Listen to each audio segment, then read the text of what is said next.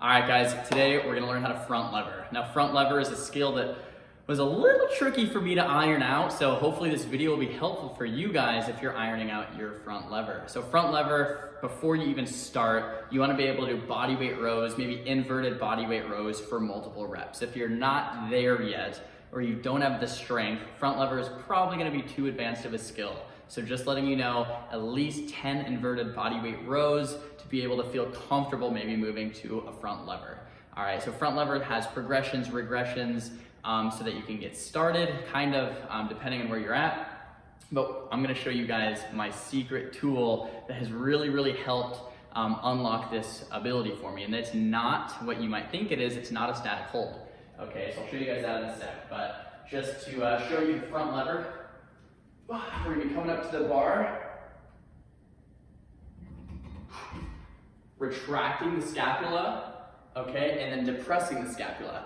So we're gonna be holding the shoulders back and down and really keeping a tight core and pressing the glutes through so that we're a solid board, all right, when we lift ourselves up. Now what happens, especially a couple seconds into the hold, is that the shoulders begin to round forward, and to be honest, that's kind of normal, right? But we're thinking about pulling the shoulders back and down. We're thinking about bending the bar, squeezing hard. You can add a slight false grip to make that front lever a little bit easier. Tuck the glutes, tight core, tight quads and legs. I even point the toes, thinking about myself as just one solid unit. That's the mental going into that full front lever, okay?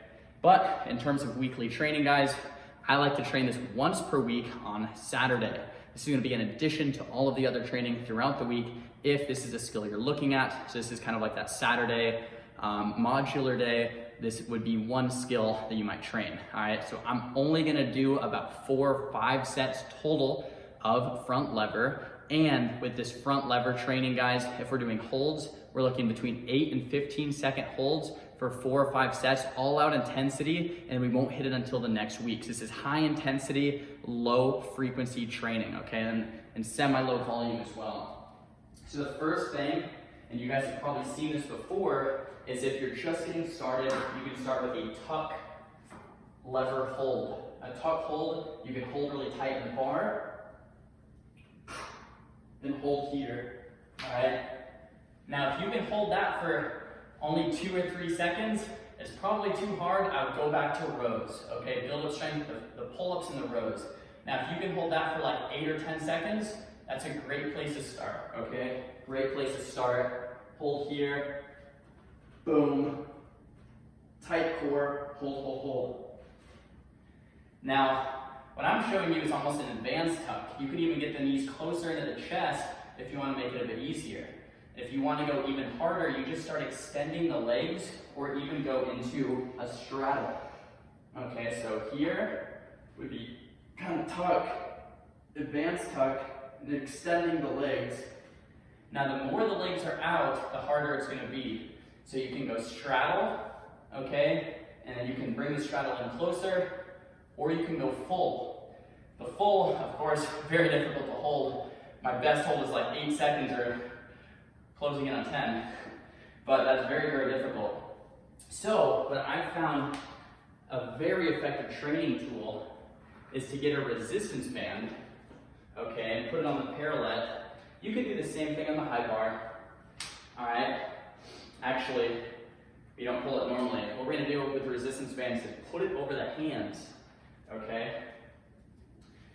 Put it under the glutes, and then what we're gonna do is a front lever pull. So we're gonna go down to a hold and then pull up to an inversion.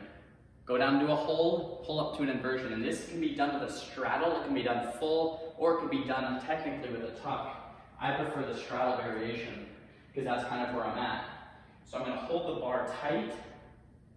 I'm gonna go into the straddle lever, boom, and then I'm gonna pull myself up to the bar, then back down, pull, down,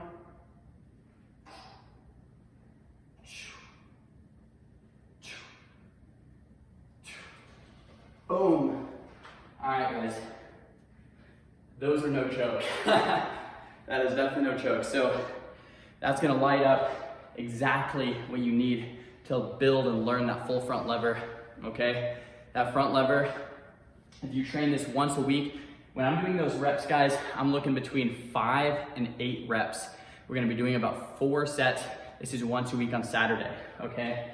So if I'm doing these pulls, I'll do a couple sets, maybe 3-4 sets of these pulls, and then I'll do a set or 2 of the hold with the resistance band if I, because I probably won't be able to do actual body weight holds after that because I'll be pretty fatigued.